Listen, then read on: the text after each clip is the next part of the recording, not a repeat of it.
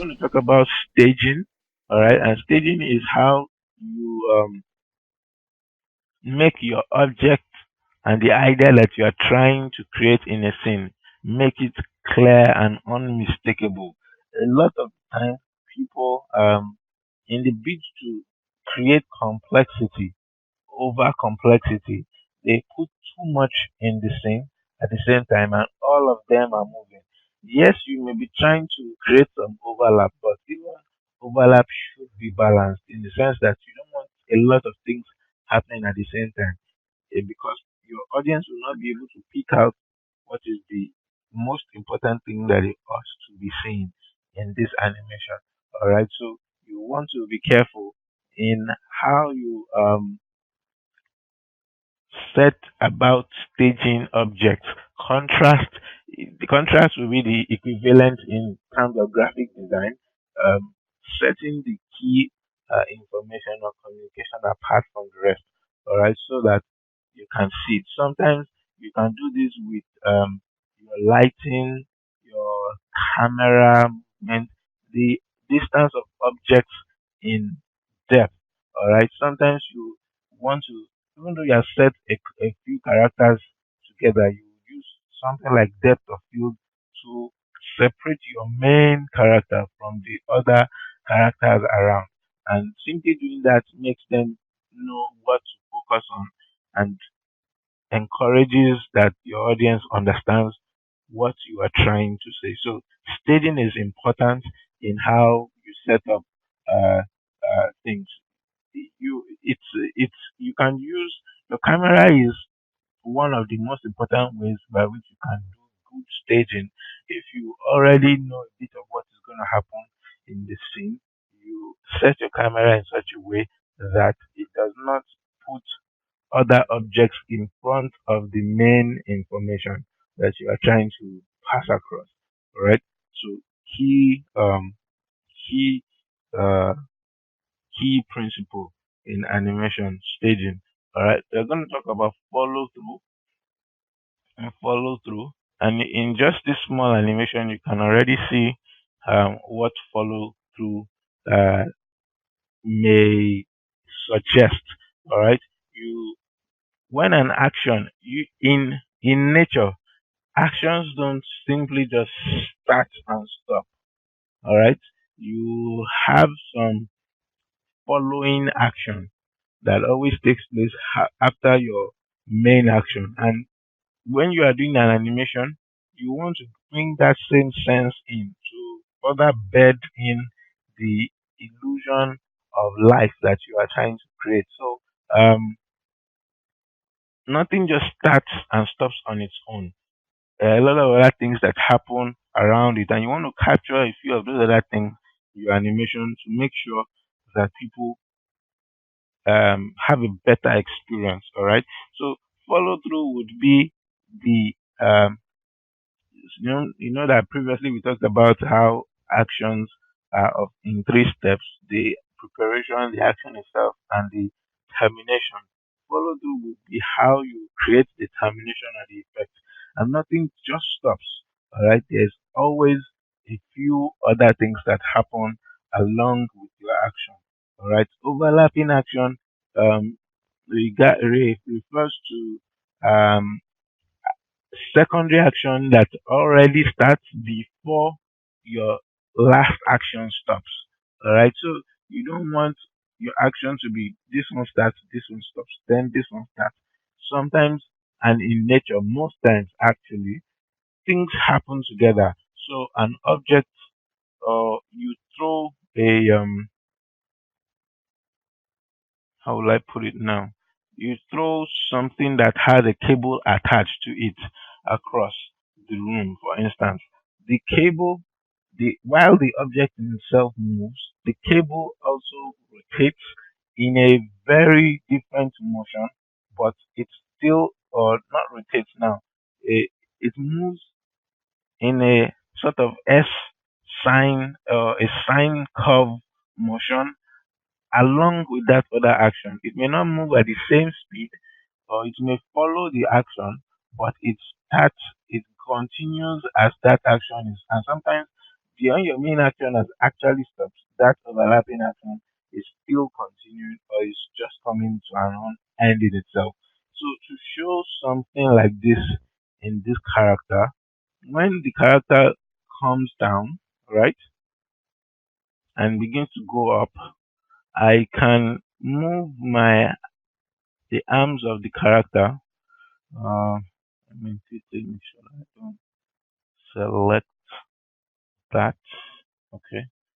So I can take the hands of my character and be bringing them. Okay. So okay. So let's see.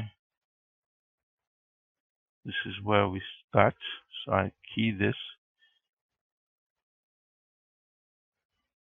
and it goes down. I bring it about here and rotate it like this.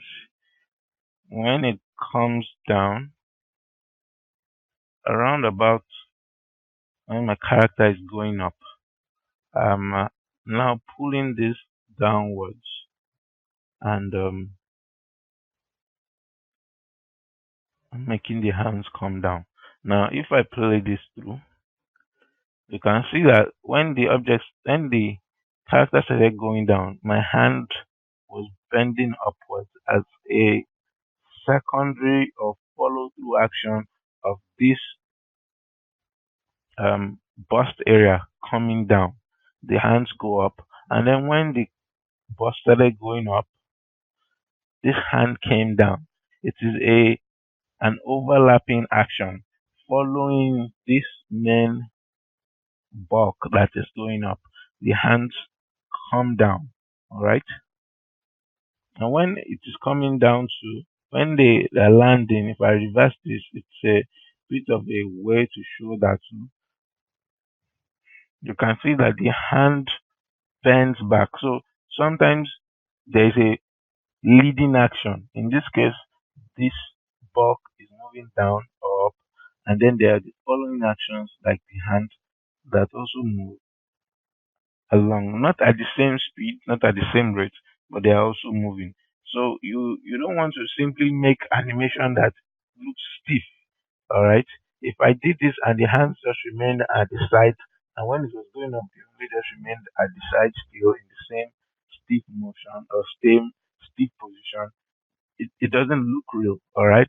But as soon as you begin to add in some of these other overlaps and follow through actions, you begin to get something that is a lot more realistic, all right, and a lot more believable. Um, in in if I were doing this for say a block, let me scale this and try and give the look of say maybe a phone or something. Um, Let me break all this.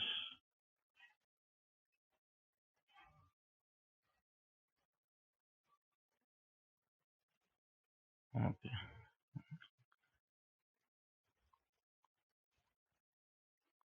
okay. So what I did is just remove all the keys that I put on it.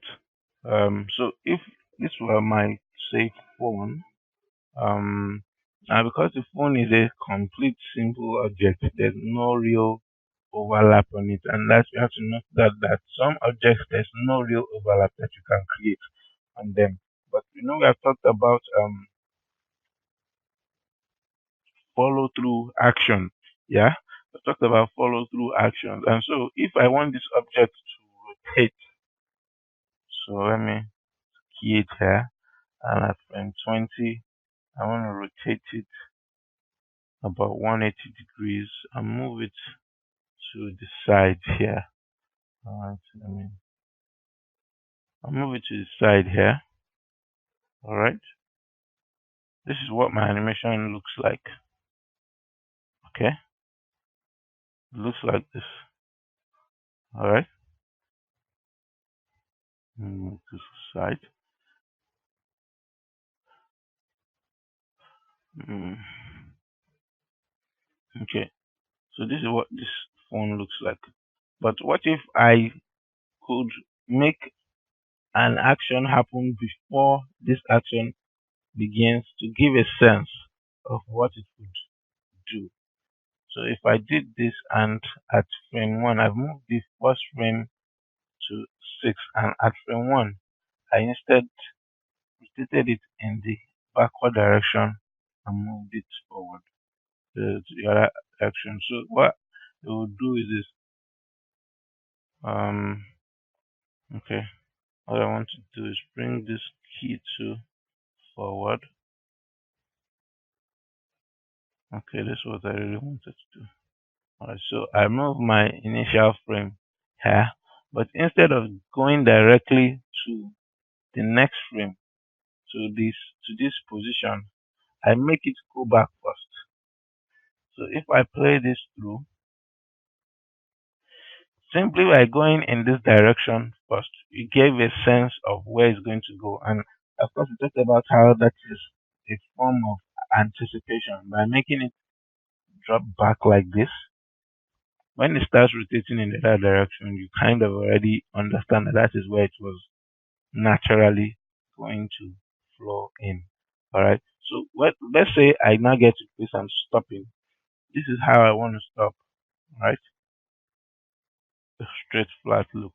But instead of making it stop like this, I let's move this forward. All I'm doing to select the keyframe is holding Shift and selecting that frame by itself. All right. So if I move this forward,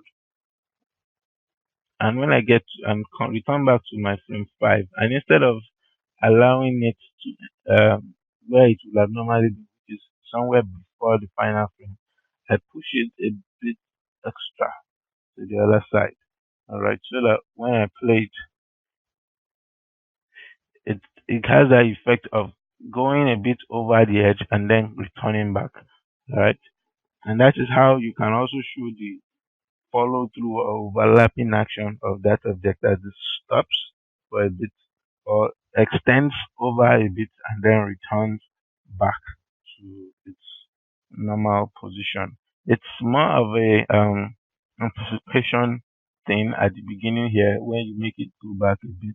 But all these things sell your animation for you. They sell it much, much better than if you had just did straight simple animation or straight one from one frame to the other without any frames in between helping you define some of these actions that we're talking about.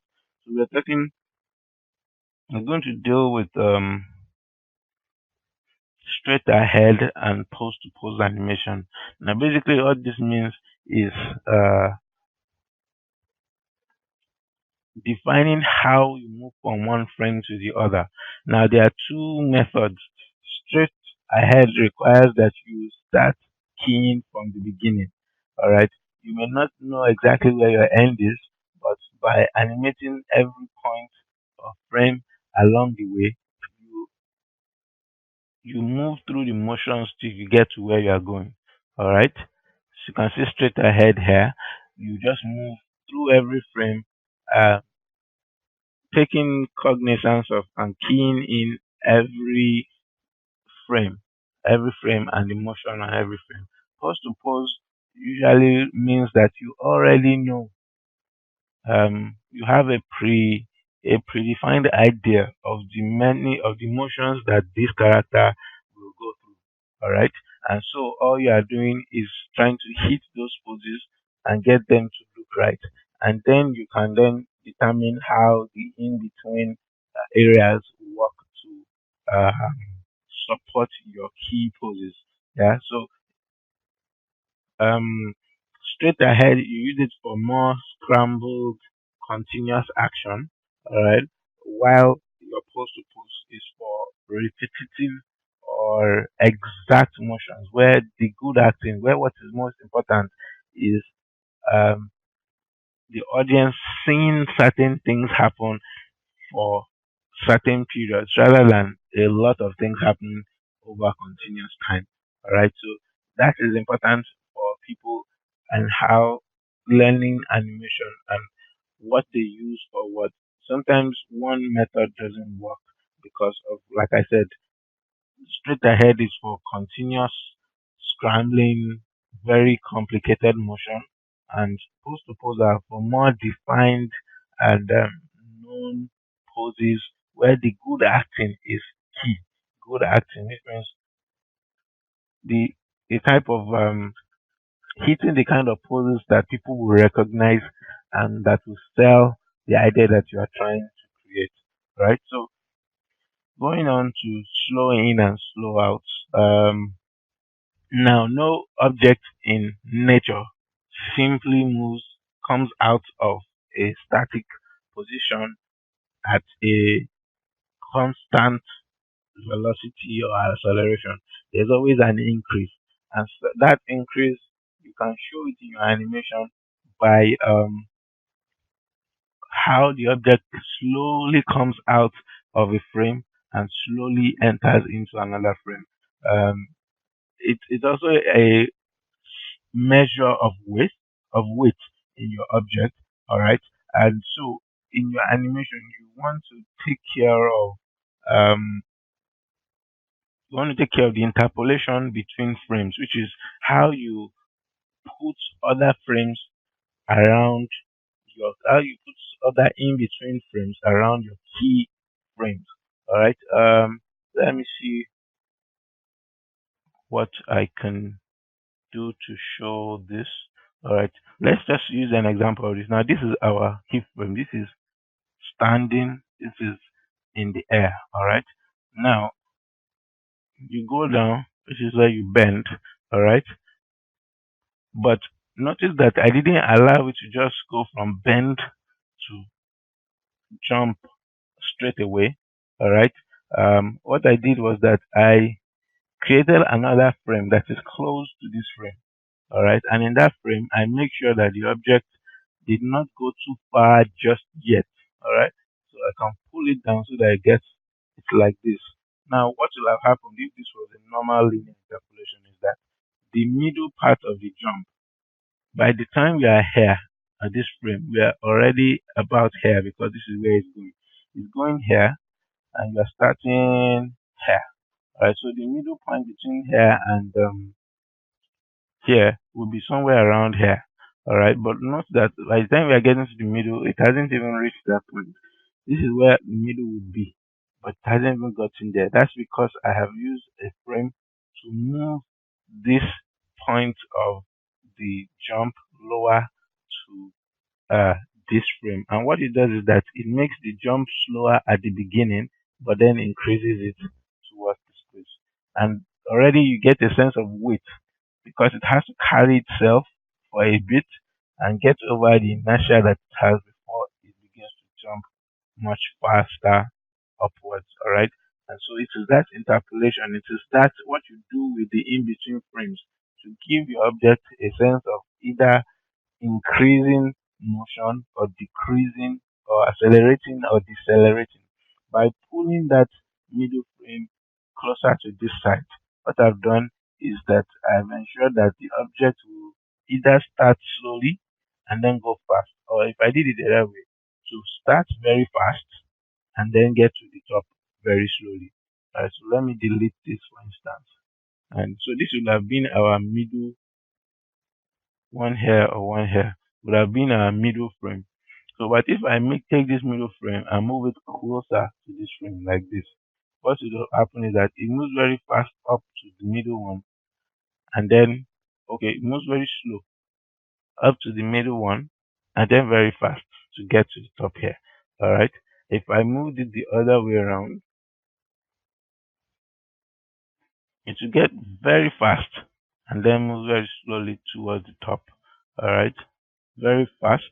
This is what the natural motion should be because the object pushes itself quickly up and as it gets into the apex of the jump, it slows down as the force of gravity begins to affect it even more. Alright? So this is what the principle of slow in and slow out helps to teach us that objects don't just move at constant acceleration and deceleration. They're usually slowing into it or slowly coming into an action or a state. Rarely is it ever simply a straight motion or straight constant speed through a motion. All right, and we will see a little more about that when we talk about the graph editor, because that is where we begin to see the effects of how this works in real curve terms, in a more visual mathematical format. All right, so this is our curve. This is where it starts. This is the beginning motion, and this is the end motion. All right, but this is an interpolated point, and by either bringing it up, which means there's a steeper curve here, and then a more relaxed, slow approach to the top here. And in showing that in real life, you can see that a steeper means sharper motion, so it goes very fast. And then when it gets to this cliff over here, then the movement, because the curve is less, the movement is slower to get to that. All right. So we'll talk a lot about that when we speak about the graph editor. All right. Now, since I'm still here, I can talk about the next principle, which is arc. Arc. There are no motions that are ever straight in life. Um, everything, every motion looks better with a curve. Even the flow of our own bodies, when you are making a pose, your poses are much better um, as curved poses rather than straight, stiff, hard, straight line poses. All right, so you just want to keep that in mind as you animate, and even as you create keyframes in a graph editor like this, that you want curves as opposed to straight lines, So the animation should not look like this for all its entirety, straight, straight, straight like this. No, you need curves to give a more smooth motion, which is much more like what you get from nature in itself. All right, so that's something to note. Something to note. I was going to talk about Spider-Man. If anybody has seen the most recent Spider-Man, and how it relates to straight ahead poses versus pose to pose. Now, especially when Spider-Man is swinging through the city, the most important part of those swings are his poses at the points where he's exchanging a web and changing the hooks that he has and spinning new webs to walls. At those points, he has some really crazy poses, and those are the kind of things that you want to hit when you are doing pose to pose, so that how it changed may not even be as important as the poses that he hits at those exact moments where he's changing from one web to another web. All right, so and that's something. If you go look back at it and look at some of the making of videos, you will see that they focused more on the poses just at the point where he was exchanging webs, which is what the comics themselves usually focus on a lot of the time. The poses at the point where he's changing. So if you're animating a Spider-Man swinging through the city, you want to make sure he hits the poses at the exact points where he's changing webs. So you are more likely to want to do a pose to pose animation for that instead of a straight ahead animation. All right. So when we talk about exaggeration also, exaggeration is kind of linked to the first thing I spoke about, which is how the audience usually already knows that this is not real. All right, you are doing so. If somebody sees my box, just my cube with arms and legs, they already know it isn't real. But how do you sell this?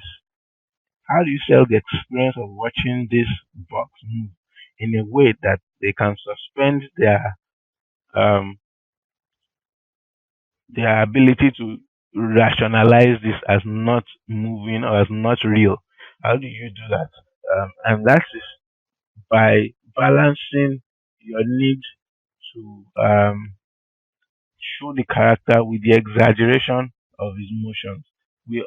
Your audience already knows it's not real, so there's no need to be trying to match something real. Let them be engulfed in the sense of the unrealness, if I can use that word, of the environment. So don't be um don't be shy to push your poses a little more. Don't be shy to extend and stretch things a little beyond what you think people would know as real. So a shark wants to open his mouth. It's not you. Don't do it very small. Make sure it's big. Make sure that it is, as long as it doesn't break your rig, make sure that it's obvious because already the medium by itself, the medium of animation itself is restrictive because of the calculative and mathematical nature of the underpinning. But you overcome that, you compensate for that by making your poses more exaggerated as much as possible. So if you want to show somebody surprise, make the eyes really big, make the head really swell. If you want to make something sad, make it really sad. Alright, if you want to just make something look bright, make it shine. Because the medium needs to sell itself as an um you need to sell your work or the animation within the space that you already know that the audience knows this isn't real. So why not just let the experience be as full as possible since you are not restricted by the um the pinions, the limits of normal human motion, normal human um uh movement. All right, that's why we can see a lot of films right now that are making unbelievable things happen. All right, you can see a new Teenage Mutant Ninja Turtles movie soon, and they'll be doing things that they probably were not able to do when they were using humans as props or using humans as the base for the motions that they were doing when they were just using um what's the word for those things, when they were just placing props and other physical um physical props on humans to create those effects. Now you will have fully animated. For instance, we had a fully animated Robocop in this last one, and the things that they can do with the character become a lot more. This last Spider-Man fully animated, so they could do crazy things with the character that they could not do with the real one. So push things a bit more, push things a bit more, and let people know that while the yes, this is an animation, it can um, wow you with the incredible nature of what you can do with it. All right. So let me quickly run through the last two. Second reaction requires means that one action, a second action relating to the first one to simply sell the action more. I saw an example of you trying to animate somebody saying, "I'm not angry." All right, so you can just scream, "I'm not angry." But what if you make your character scream, "I'm not angry," and then smash something on the ground? All right, now the smashing of something on the ground is a second reaction. All right, without the context of the first one, you may not really see why somebody is smashing on the ground. But by merging those two actions, you can create a much more full experience of the idea of somebody who is really angry, but is shouting that he's not angry. All right. So that's second reaction in a nutshell. Finally, we talk about appeal. All right. Appeal is the overall charm and presentation that you bring to your animation. You show that basically in your use of clean, simple, strong, curve, curvy or flowing shapes and motion that you have in your scene rather than very clunky or awkward motions. So sometimes you may need to work a little more after you think you are finished to try and create more appeal in the flow of movement, in how one action moves into another, in how motions feel. All right, and a lot of that will come with how you work on the curves in your graph editor. All right, a lot of that comes with that, but a lot of it also comes with how you have planned out poses, especially if you are doing pose to pose animation, how you have planned them out, your silhouettes, what they mean, how they are not misconstrued for something else because you show all that you need to show uh, in the shot without having to take some other take on the same shot just to show what you are trying to say. All right. So finally, the last is good drawing. All right, and good drawing is important. There's really no way to say it. Good drawing is the key to every good animation. Even when you think that yes, animation is a software based um, skill. All right, good drawing beforehand is important to what you create because it gives you a sense of shape, a sense of movement, a sense of staging that can help your overall work. All right. To move from that to something slightly different is the use of reference. Use of reference in animation. All right, maybe in our outside part of the world we don't have all the tools to do that, but we have phones and so on. So you want to make a small performance in your animation and you don't have any reference of how to do it. Bring your phone, record yourself doing that action, and then try and uh, hit the same performance that you may have had in your video recording. This is how the best of the best animators all over the world how they do animation, especially where there may not be any human reference for it. You bring out something, record yourself acting out that pose, and watch your video over and over again until you understand the feeling that needs to be communicated. Until you do that, get other people to act it for you, record them, tell them what you want to get, and let them add a bit of their own variation in emotion to it so that you have a bit more to work with. Look through those a lot for a while, get to understand what you're trying to do before you pick up a mouse and start animating. And you will find that you do good work with using that process. So if you're not good at drawing and you still need to get a sense of what you are going to do before you do it, taking a video, recording yourself, having reference will always work. You want to animate an animal, you haven't really observed how um how that animal works. Look online, look for videos of that animal you want to animate. Look at how they work, look at the motions, look at the secondary motions uh, uh that they have, look at the overlaps that happen in other sides of the body along with the motion itself. When a person walks, your head bobs too. Even though your leg is the one that is moving, your head also bobs forward and backward. So, and then take that and then think about a chicken, for instance, and how many other parts of a chicken will be moving, even though all it's doing is walking. The head, the wattles, the flutter and flop. All right, all those things you need to take them into consideration, and you may not have any way to know that. So look at videos online. I always think that one of our greatest disadvantages in this part of the world is that we can't even copy because well somebody may say that that is copying. Yes, but if you notice what we have said, we have talked about exaggeration.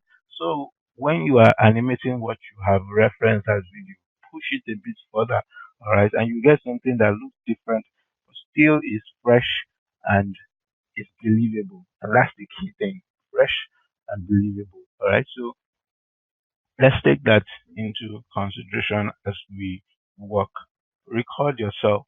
Um, do the action multiple times. People who are looking at you may think you're crazy. Why is he doing that? But they will get the sense when they see what you're doing. record yourself, watch it over and over again, and then try and recreate what you have seen, what you understand from it, and you will do good work most of the time. All right. So that's all for now. Talk about the graph editor and move to some advanced stuff as we try and wrap up this series of classes in our next few days. All right. So uh, that will be all for now. Thank you. Take care.